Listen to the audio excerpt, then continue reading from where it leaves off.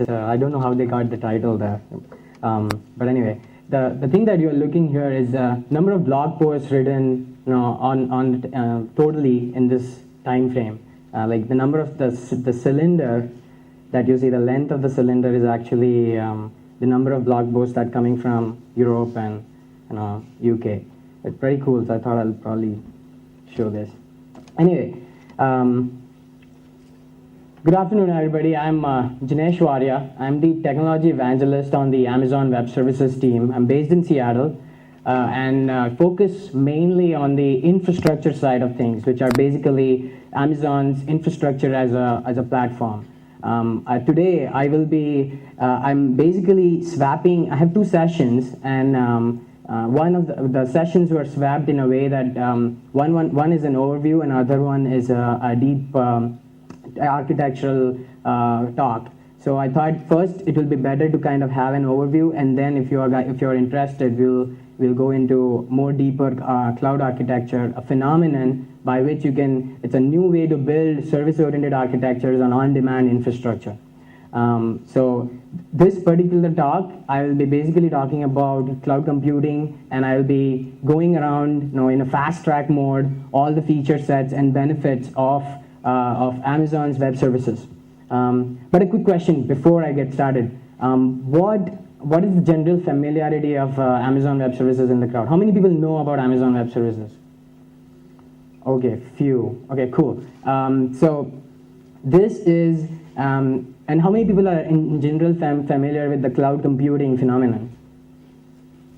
Okay, not many. Okay, cool. So this is basically going to be an overview and a fast track session about the features about Amazon's Elastic Compute Cloud, Simple Storage Service, and SimpleDB. And I'm going to walk you through different feature sets and the things that we felt are really, really important for a startup.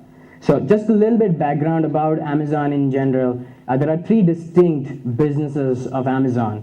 The Amazon that most of the people know about is the Amazon.com retail site. It's a consumer-facing website where you can find gazillion products online, millions websites which are globally distributed in UK, Germany, Japan, Denmark, and there are fulfillment centers which ordering and pipeline, and they basically fulfillment the whole channel pipeline.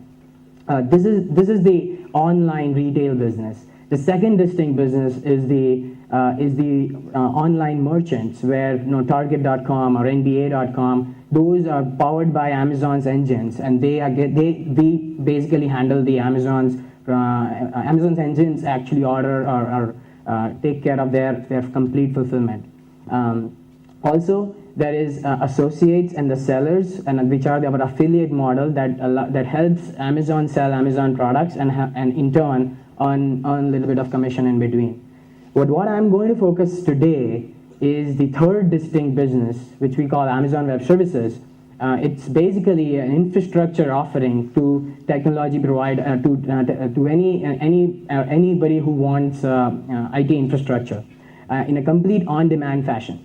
Just like any other utility, just like you get your water bill, just like you pay your power bill or electricity bill, you pay for the infrastructure on an on-demand fashion, and get and use it in a utility fashion. Basically, it's exponentially growing right now, and it is a really cool thing to be and to understand why it is so famous and why it is so catching fire right now. We have around 370,000 registered developers, and it's around $2 billion of investment has already been made.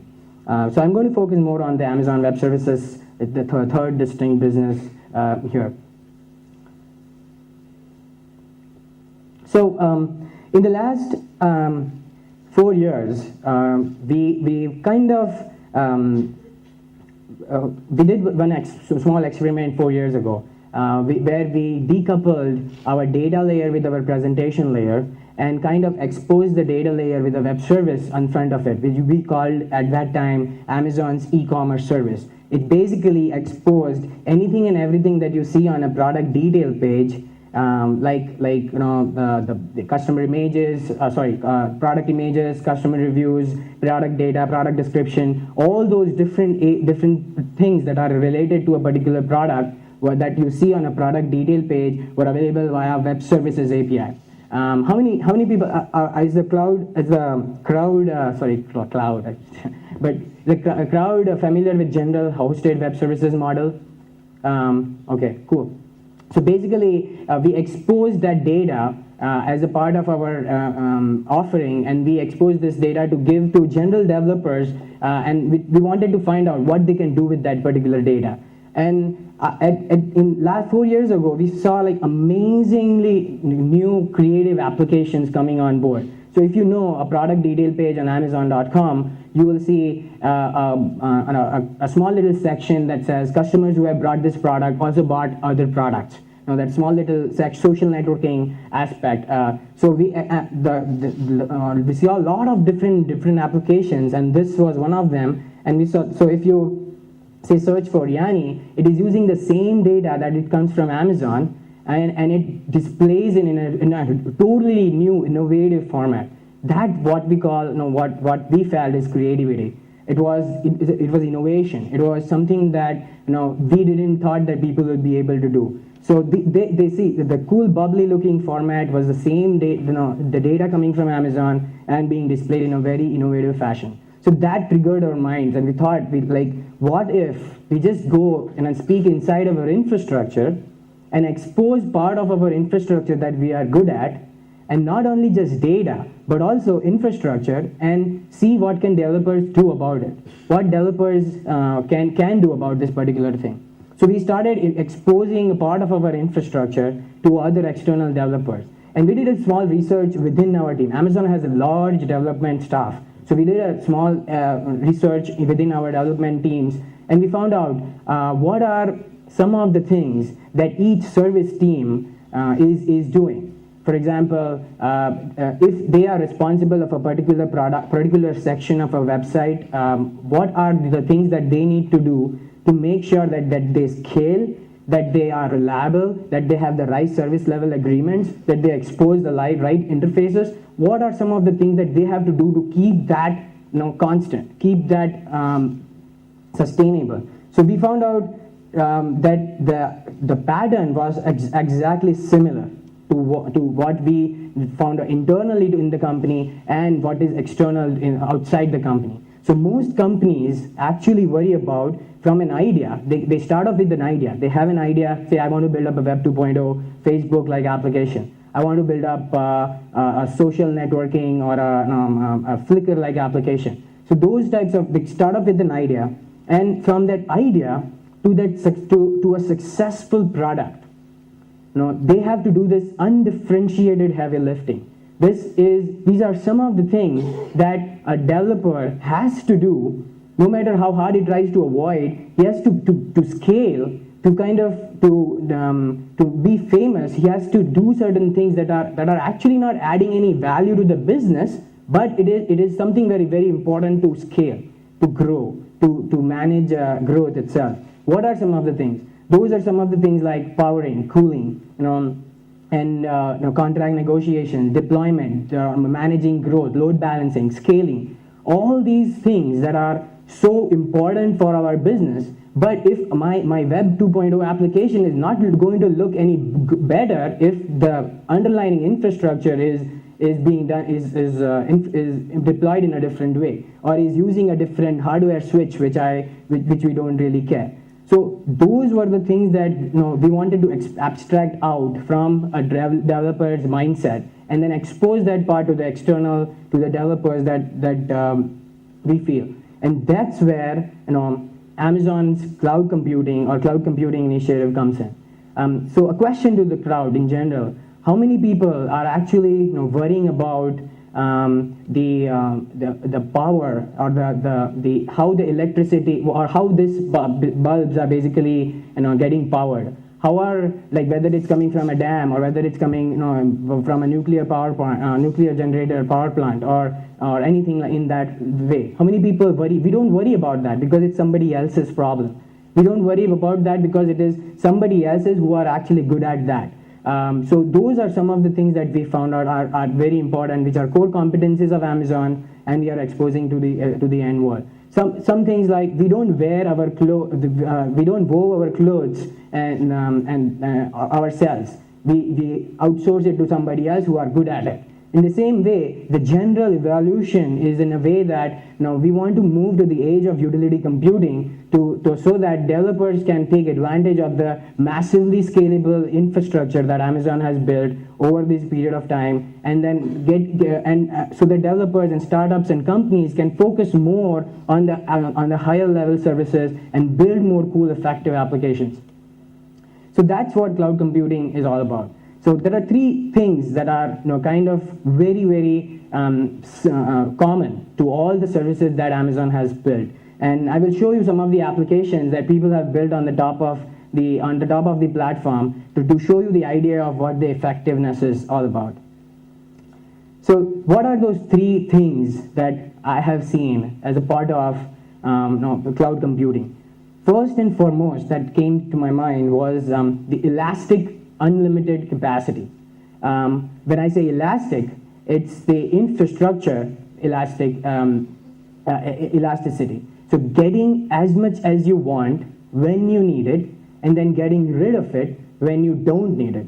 That's what it's the whole elasticity part about getting an infrastructure. Getting storage, from a different perspective, if you look, any application in the world will have storage, will have computation, will have database, will have messaging between or queuing, will have other components in the architecture. Those are some of the common elements that are what we call infrastructure components are basically provided in an elastic fashion. So imagine an ocean of servers available at your disposal. You scoop up the ocean when you need it, and then get rid of the waters when you don't really need it. That's part about something very important. The third important thing was it's all web services.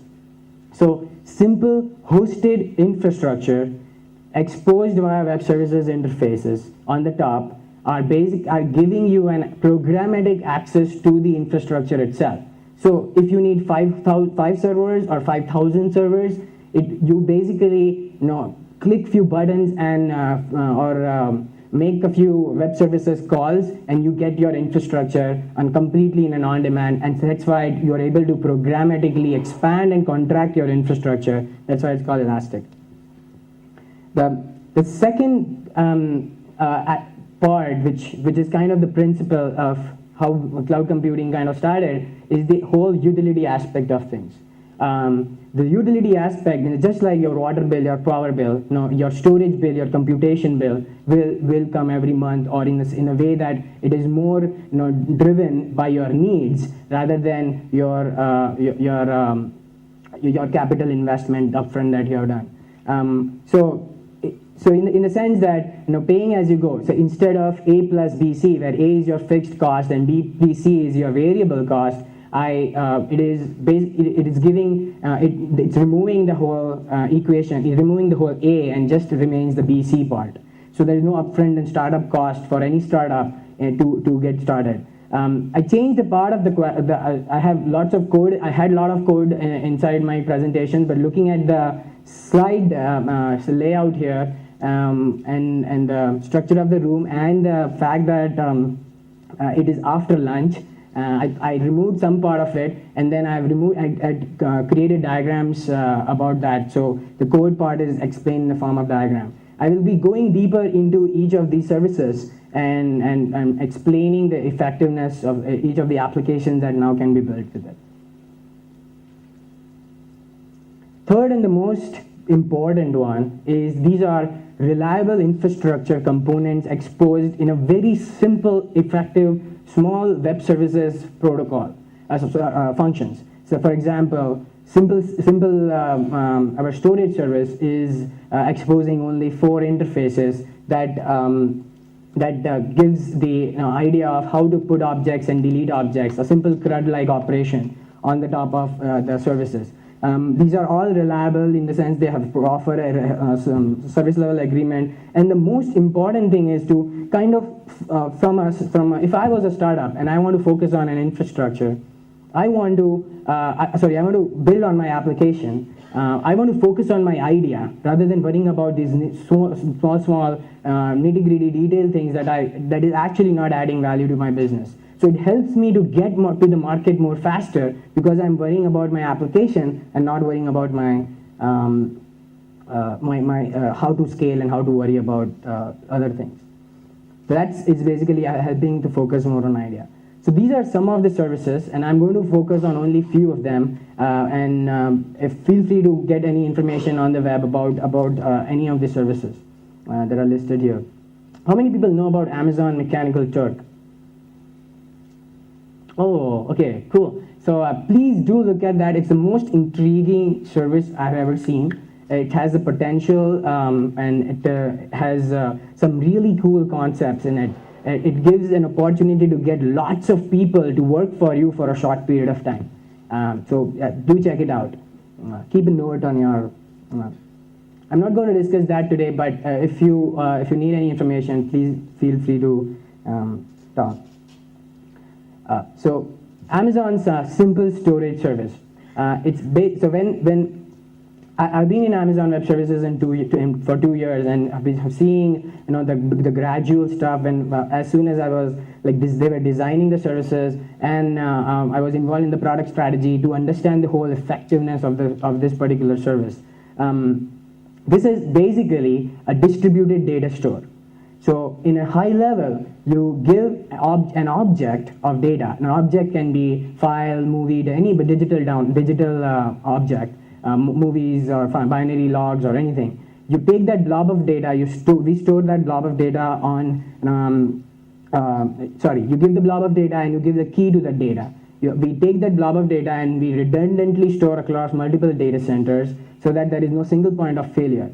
If the entire data center has to go down or earthquake has to occur, your data you have access to your data because it is completely redundant in nature. You can retrieve the blob of data using the key that you provided, and as many times as you need it. The blob of data can be basically complete control to you because it's a web service. It can be accessed via any website or web or a mobile client or a web services or your infrastructure existing application itself. You can integrate it within your application. The idea here is you store as much as your blob of data and you never run out of disk space. So if you are say getting a 500 gigabyte hard drive and you're just spending say 10 or just using 10 gigabytes of it, why waste that entire gigabyte, other rest gigabyte? Instead, you only pay for the gigabytes that you use and don't worry about the other aspects.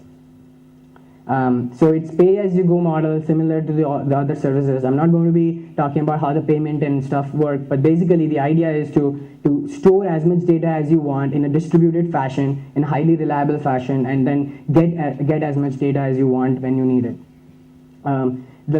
So we have the way we build these services. Like I'll share some of the ideas here.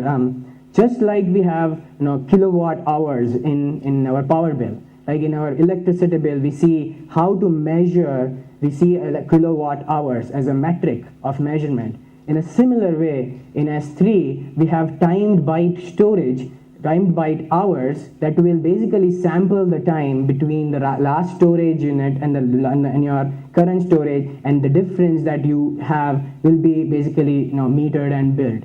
So those are some of the techniques that we used to scale out. Just a few months ago, the S3 peaked at around 28,000 transactions per second, which is considered really very a good metric to pass from our scalability perspective, and it offers an SLA and other things. So lots and lots of people are actually building cool, effective applications on it. And it has currently around 18 billion objects stored, and it's growing exponentially. So some of the common use cases that I've seen, how people are using S3, and that's the beauty of this whole thing, that the innovation here is just enormous. Like just the live plasma example, We are seeing the similar patterns here, like media sharing, software distribution, using the backup, consumer facing, like your own personal data, where you can focus on the, say, you can put all your data online, and then you can retrieve it from your office or from a mobile client or what have you. And similarly, these are some of the use cases that I've been seeing. How many people know about Second Life?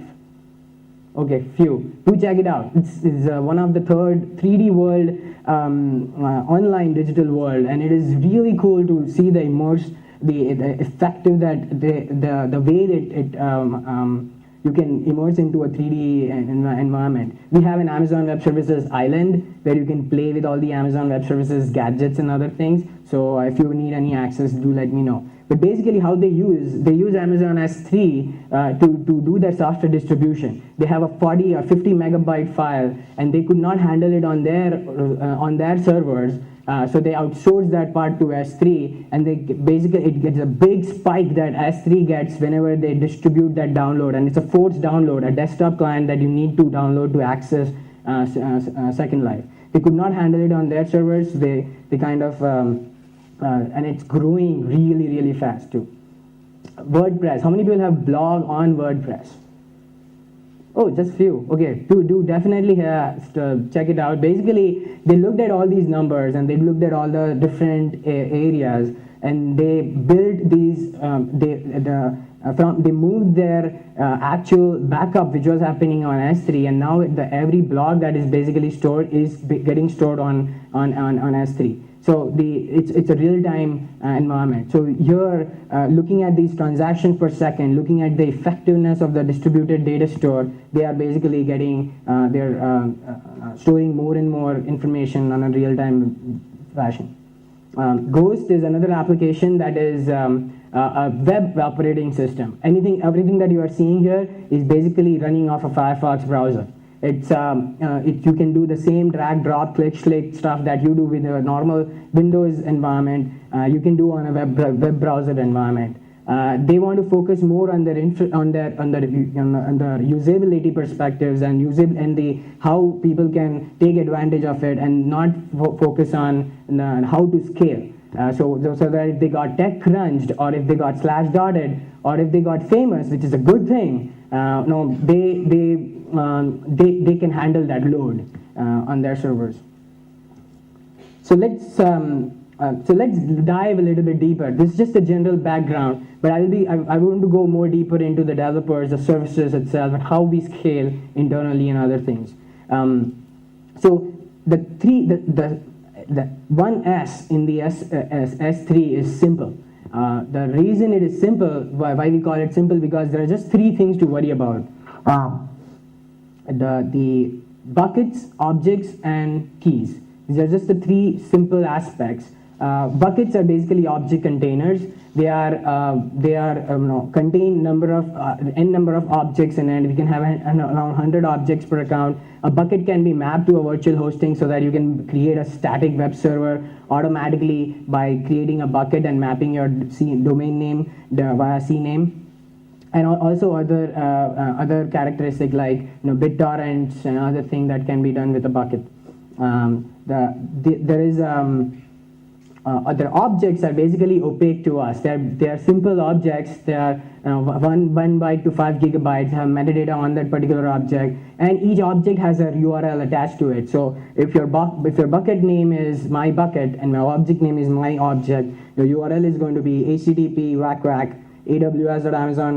s3.amazon.com/mybucket/myobject. So it's very intuitive in a way to create, just like Ruby on Rails. You can create predictable URLs. So let's just go dive into one of the interfaces. So to get started, you basically go on aws.amazon.com/s3, sign up for this web service. You will be asked for a form to fill up and log on with your account. I have already created an account, so you get two things: AWS secret access key and your secret and a password, which are basically username and password. And you take that credentials and just try any number of interfaces that people have built. Now, because it's a web service, you can build variety of different web services or the clients on the top of that web service. So some people have built Firefox plugins. Some people have built Windows the map network drive, so you can simply drag and drop from your Windows network drive, or you can simply integrate inside your application. So I'm going to demo this one thing which was built by Rahul, and he has it's a Firefox plugin just like FTP. It's building a file system metaphor on the top of S3. Since S3 is an opaque distributed data store, he has built a file system on it. So on the left hand side you see typical your local file system. On the right hand side you see the actual objects itself. So if you go out and say take a particular object, you will see access is denied because I have not given access to that particular object. But when I edit the ACL on that particular object, which is again all programmatic and available via an API, you make it everyone. He has made it look and feel like Windows, so I can manipulate the ACLs on it, and then I go back and when I refresh it, I get the object. So here there is basically, if you see the URL is basically your my bucket name and an object name. So you see the a variety of web services clients can be built on the top and can take advantage of the distributed nature of these things.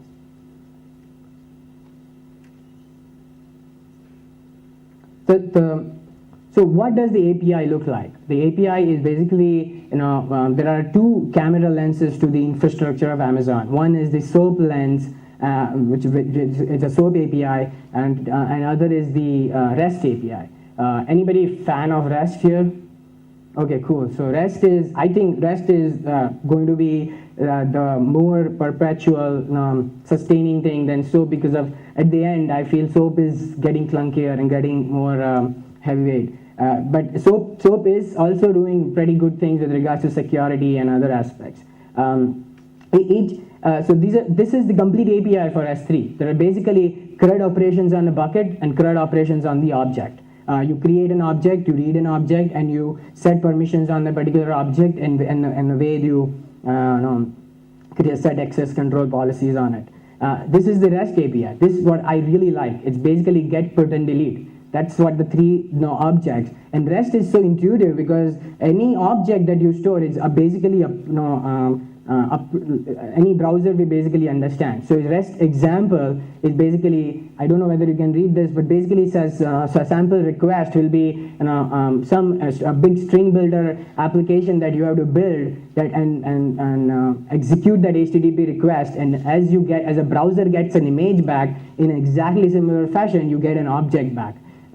So this is an example. The top part is basically you're doing a put on the object on the bucket name quotes, and the object name is Neo, and you're putting that particular object with some access control policies and other signatures, and then getting a response back which is 200 OK. A general browser will basically able to use that.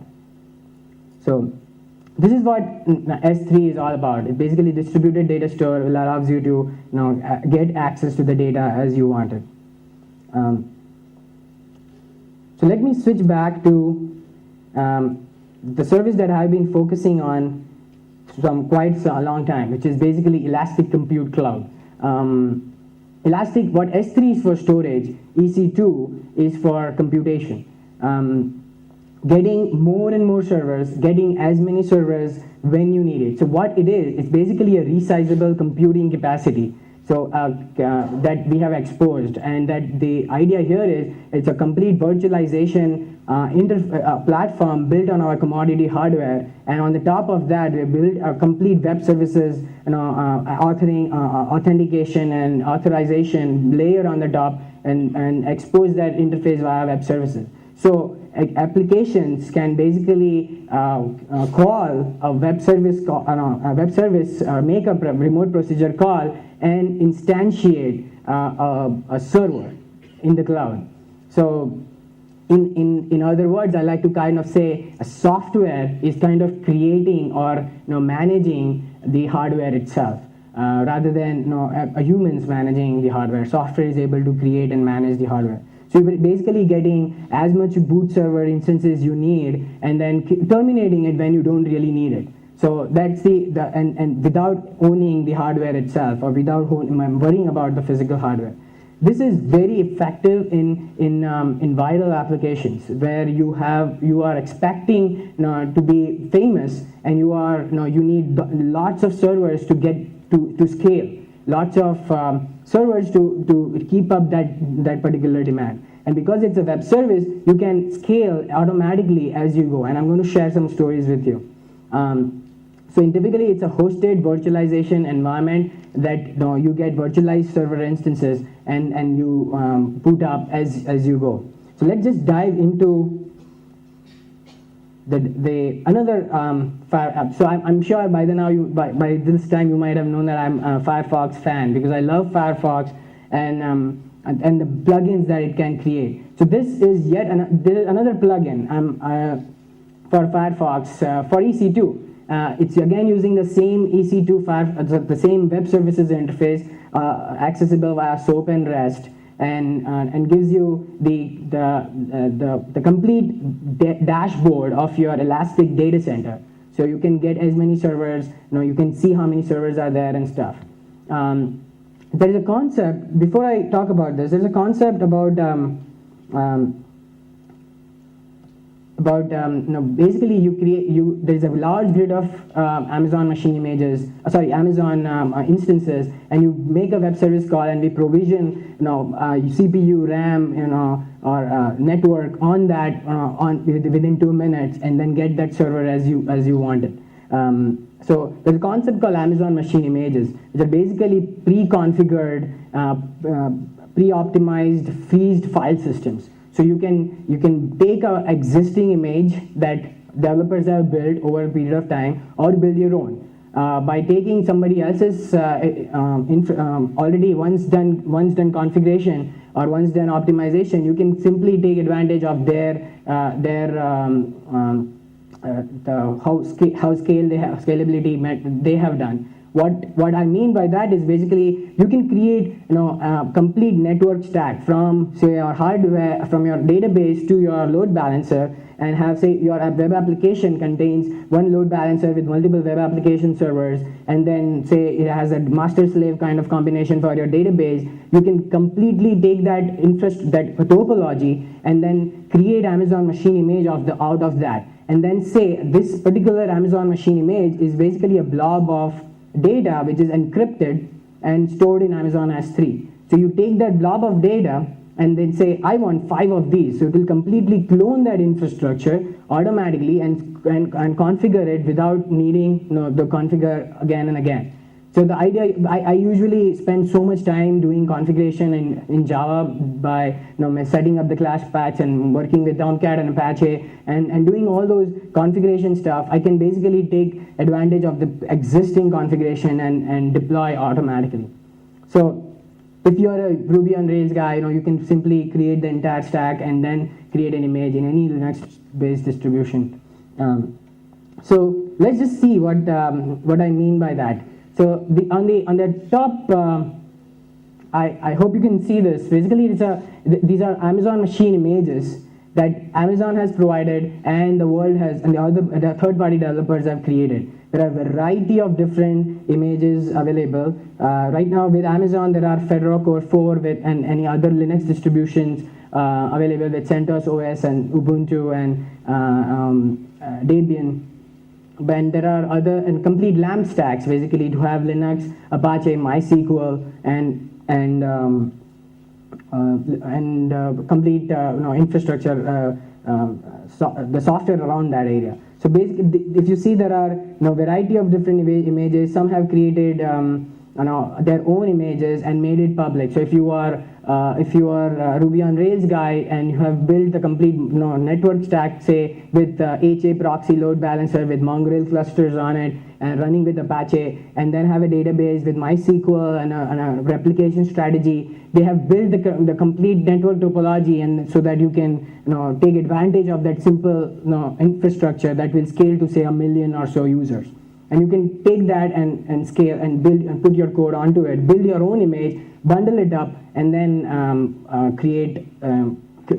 instantiate. On the bottom, you are basically seeing instances that you have, the servers. There are, if you can, I'm currently live, so I can actually start up a server. So let's say I pick up a complete LAMP stack with Fedora Core 4, Apache, MySQL, and I say launch. I will. I want to select a particular type of instance. I'll talk about that in a later. And I can select which key pair I want to access that particular instance. So I take select a key pair, which is a X49 cert and a private key, and I launch. Since I'm live, I will basically see that this is going to give a call to Amazon servers. I hope I'm connected. Oops. Wow. That's an error. There has to be an error in a live demo. Okay, I'm connected. So the idea here is now it's allocating physical resources, RAM, CPU, and other related to that particular instance. And that, to explain just how this Firefox plugin kind of works, it has key pairs that I have listed. It has security groups. It has how security groups are basically how you want to provision your cloud or security around that cloud. You want to kind of have simple, say, access to your production engineer should have low-level visibility, while your development engineer staff should have high-level visibility. So you can minute level ports that you can open up and close, and a complete firewall that you have access to. There are static IPs that you can map to your domain name. So you can take your domain name and then map that CNAME to this existing DNS that comes up with a live instance. So as soon as the instance comes up, it will come up with a public DNS and a private DNS, which you can use thereafter to SSH into that particular box. So you get complete root level access to that box. So by the time this might be ready. So I take this instance is now up. I start up my PuTTY terminal. Right from the Firefox terminal, I have just instructed to go and make a command line access to it, and it will start up PuTTY. Or I can just oops, boom. Okay, let's just go to a.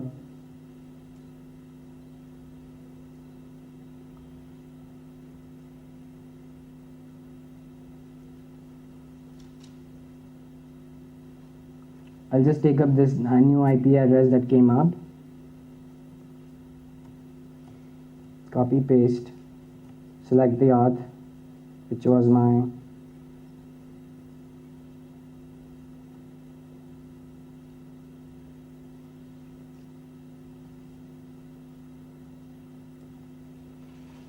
oops, it's going to take a while.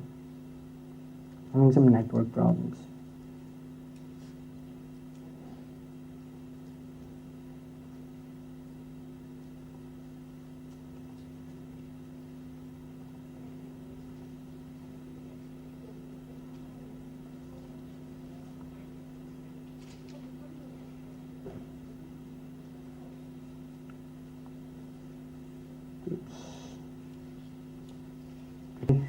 Take this directly SSH into that particular box, and it's a root level access. Oops, I think it came up.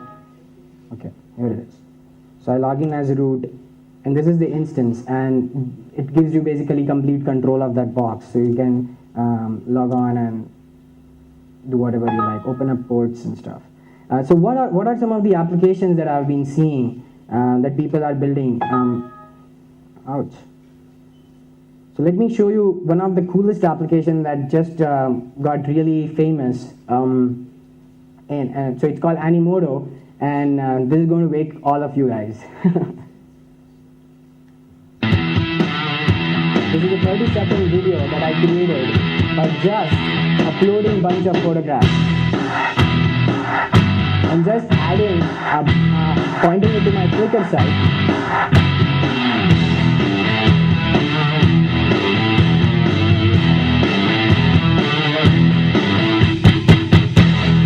I encourage you to definitely take a look at this cool tool. So what they're doing is they're basically I pointed some applications, photographs to this particular tool, and it automatically took the pictures. It takes the soundtrack that you are that you want or selected from the current list. Depending upon the cadence of the music or the pitch of the music, they will align the photographs in a way such that you can get this kind of an effect. So they are saying end of slideshows, and they are building this tool.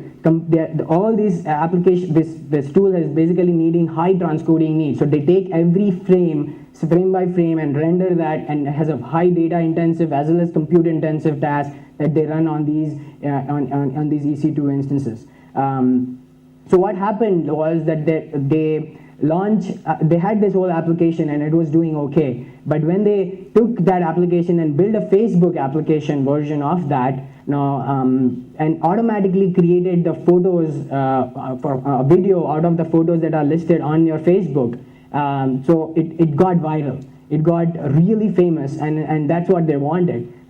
So if you see their current graph, so this is information from the last. This is the information from just few days ago. On April 29th, these are the dates every day, and these are number of servers that they had to instantiate. So they were around a 50 server range, but when they actually built that application and they got famous, that had to scale from 50 to 3,500 servers in a matter of 3 days. And that happened using of course there are lots of people who were working on that, and pagers were clicking in, but basically the whole idea was to scale in that fashion, addressing that demand, addressing that usage is really cool. So by building a Facebook application, they were able to scale and meet that particular demand. Similarly, there was another application. How many people know about BoozeMail? Okay, few. So as you can suggest, as you can see, what this is, the booze and mail. Okay, it allows you to send virtual drinks to your friends so that you can make new friends in the Facebook environment and stuff. It's an exciting application, and it grew from around 7 servers to around 35 servers in the matter of 3 months, and they had around 72 million drinks sent in the 3 months, because people want to make new friends and want to send these virtual drinks. Somebody sends a bottle of water, or somebody sends a bottle of milk, and somebody sends vodka and other things. So it's kind of cool to see how this application has scaled and it meet the demand. And this was another Facebook application that just got famous. Other variety of other use cases that I have seen with EC2, because it's a programmatic model to infrastructure. Web crawling and indexing is one of the most happy path use case. Media processing, like Animoto, where they are transcoding lots of videos, converting videos into other different ways. I'm going to show you how they did the whole process by doing what I call auto scaling. And in general, website hosting, is a general use cases that we have been seeing. So what is when I say public AMIs, what are some of the things that there are AMIs that you can create and make it public, and there are AMIs that you can create private and share within your team members so that you can take advantage of the configuration that others have done. And there are other paid AMIs that you can put a price tag on it and sell it to others so that you can take advantage of the whole configuration that you have done. there are different types of instances. Some are for the whole high performance computing model. There are like small instance, large instance, extra large instances, and 1.75 gigabyte of RAM in the smaller one, and there are 4 times and 8 times the current dimensions. So the extra large instance is 15 gigabyte of RAM with 4 virtual dual cores, and 1.5 terabytes of data. And again, the price is also like 10 cents an hour, 40 cents an hour, and 80 cents an hour. Also, there are other advantages by which, because they are lying inside the cloud, how Animoto did it was like this. They had a small client, and I was planning to show the whole code, but then I made it into a diagram so that it is more visually explainable. The idea here is there was a small client which is their website, and they had lots of files in the sense these are photographs and there are other AVI formats that they have, like movies and soundtracks and other things. So they are files, and they have this queuing system which they use Amazon SQS for. It's a simple queuing service it's a third infrastructure service that they also use. They use if you put the complete Amazon Web Services layer, they're using all the services together. So the files go to Amazon S3, which are the raw files. The jobs that the end users create are all basically creating new jobs on the queue so that it gets buffered, and the files get transcoded on EC2. So in this particular example, I'm showing AVI to MPEG transcoding. So what they did was all the jobs get shoved into the queuing system, they get buffered, so the other components in the systems are not affected by the system, by the whole process, and the overall, because of this whole loosely coupled nature, the system is entirely more scalable. The AVI files are basically stored on S3, and the EC2 engine will serve as the transcoding engine. So it takes the job, converts the AVI into MPEG, stores back the MPEG on S3, flips some switches across, and then makes it public to the entire world to consume. So when they got really viral, just last month, they had lots and lots of requests coming in, lots and lots of Facebook users taking adding more and more requests to the system. So they managed they simply looked at the queue length of that job and of the job processing queue, and then actually instantiated on demand automatically without any human intervention. Because it is a web service, because it is something that can be instantiated by a web service call, it is giving an opportunity to auto scale without by just making sure that using different sensors. In this case, the sensor was the queue, but we can have things like CPU utilization itself. So say if my CPU utilization goes above 85% and above, and I want to, or my Java heap size goes above a certain limit, I want to instantiate a new instance automatically, and then when it goes below a certain threshold, I want to kill those or terminate those instances because I don't really need them. So basically, this gives them power to auto scale. So when I don't have these, when I completed all my transcoding and other on my met that demand, I can scale back to my number of instances that I have. So that's how are we looking at time? Okay, let me also quickly go through the Amazon SimpleDB, which is one of the database. It's where S3 is a distributed data store, EC2 is a computation model, SimpleDB is a queryable attribute store. It's high throughput queryable attribute store. So you store some semi-structured data and then query that data back in a utility fashion again. So a typical query would look like, say I am, I was out, I usually am out on the field, and I kind of have a lot of expenses. So I forget those expenses that I basically log, and things I forget to log, and I just mess up. So the idea here is I created this small application for my BlackBerry that will automatically log expenses on SimpleDB, and when I go back to the office, I will simply I will simply get back the flush out all the data back to an Excel sheet, which automatically becomes an expense report.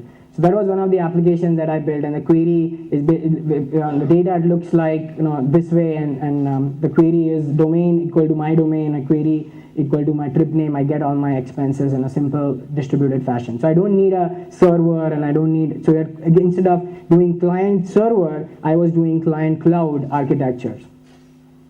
I'm going to skip a little bit and just move directly to so that we have some time for questions. So in the land of, if we flash back and we go from, say, 1960s or so, there were mainframes. They were centralized in nature. They were efficient because there were jobs and a queuing system attached to the whole mainframes. And that kind of moved to the whole idea of PCs, where PCs democratized the whole process of computing, where every computer was at a particular on every desk. So what happened was people started to build these infrastructure, build these private data centers, and they did the same things over and over. The overall process was kind of becoming more inefficient. This moved to the next evolution, which I feel will be the cloud, where it is more efficient in nature because it's virtualized in nature, the higher resource utilization of the overall data center, because you are maintaining less number of machines and effective for the cloud itself. So those are some of the questions. The new age of utility computing is because in general how computing will change in the forthcoming years is because people want to focus more and more on the idea rather than worrying about the details itself.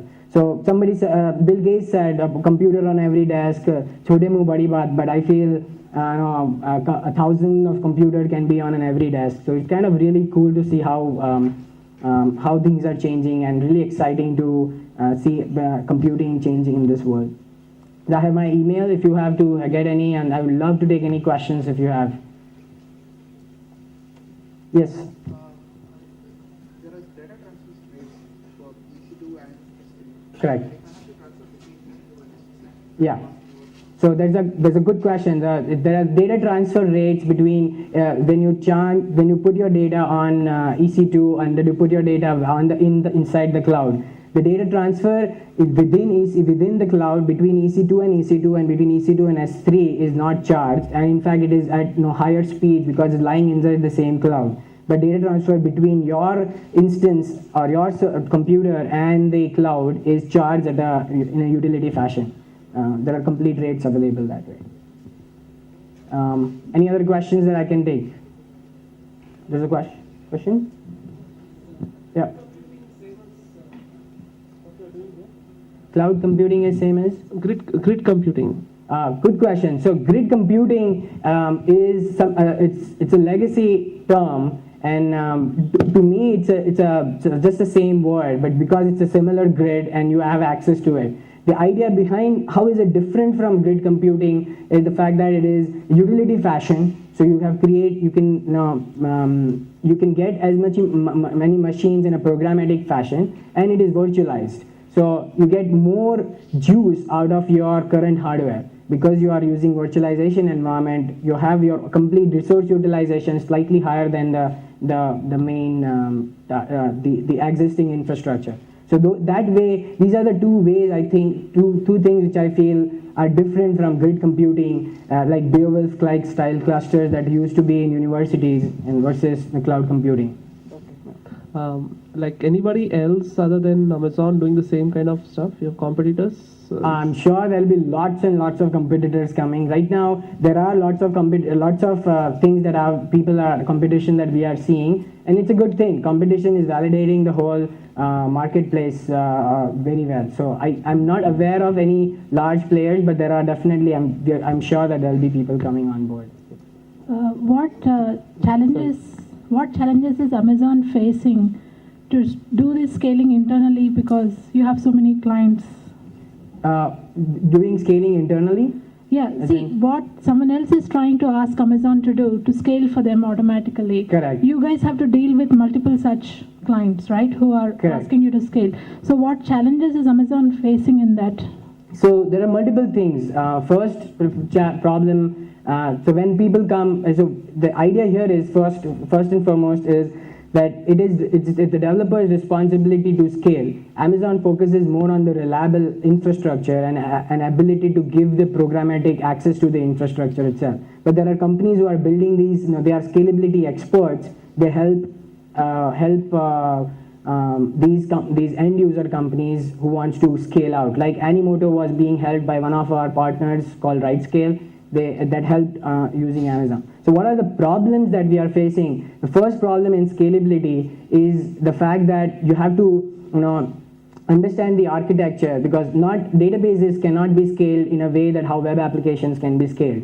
So say for example you have a Ruby on Rails web application and you have Mongrel clusters. It's very easy to add more Mongrel clusters on which runs on Apache and add more web application servers so that more requests can be handled. But the database, because of the relational nature of the database, it cannot be scaled.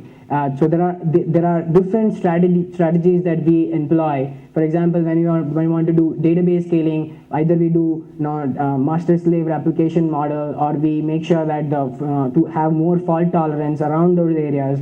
We want to make sure that the services are always available and scalable at the same time. So for high availability as well as high scalability, both that we have to do, availability we have to make sure that the applications or the instances are located geographically distributed in nature. So if something goes wrong on one data center, we have other data center that's always available.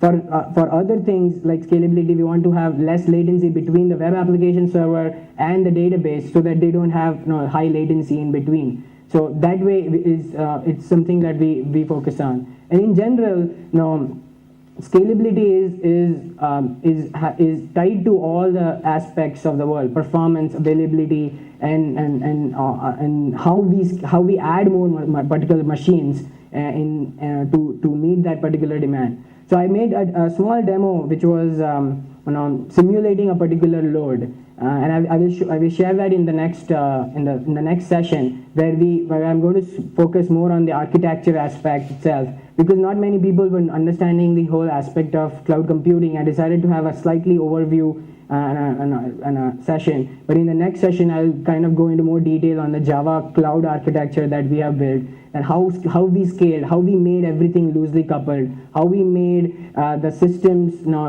distributed in nature so that every component is not bombarded with requests. So we have to see these kind of things that will make the entire system more scalable. Are you planning to come up with something like the application? Are we planning to do something? What's the question was? Are we planning to do something what Google App Engine? Like App Engine has given a coherent set of services. So I see Amazon as a lower level service than App Engine, because App Engine kind of abstracts it out with an application. It supports a Python kind of Mhm. API So- store and all this. So the question is, are we going to do something similar to Google App Engine or not? I absolutely don't know about that. But the thing is that overall, the Amazon focuses on lower level developer, high powered infrastructure, rock solid infrastructure services. Giving more control to the developer is kind of more important. Giving root level access to the developer is important. So giving more control of the services in an a la carte fashion. So if you don't want to use say simple S3 in a setup, just want to use EC2, it kind of helps in a way that you can select and pick and choose the services that you need. So there are Lookalike systems running on EC2 provided by various other companies. So Google App Engine was not the first. There are several out there running on EC2. Yeah. By the way, he's Jeff Arnold. He's a senior principal at Amazon and also visiting us to find out what the things are. So yeah, the two systems that he talked about are Heroku and Scalar and other applications that build these components on the top of the Amazon infrastructure itself. Question? Yes, could you speak to the security, like a security model around these services, or maybe S3 as an example? Sure. So security is very, very important for Amazon when it comes to data, because it's a customer's data and it's very important. For example, there are different levels of security from the physical layer to the application layer. For example, say application layer, we tell people to encrypt the blob and then store the whole encrypted blob in S3. So because it is just bag of bits for us on our side of Amazon, we encourage people to build an application that will automatically encrypt, put the data, and then decrypt it back on the client side. So those are some of the techniques that people have been doing to ensure the security of their application itself. Find me on the cloud, slightly more architectural talk. Please do join. Thanks a lot.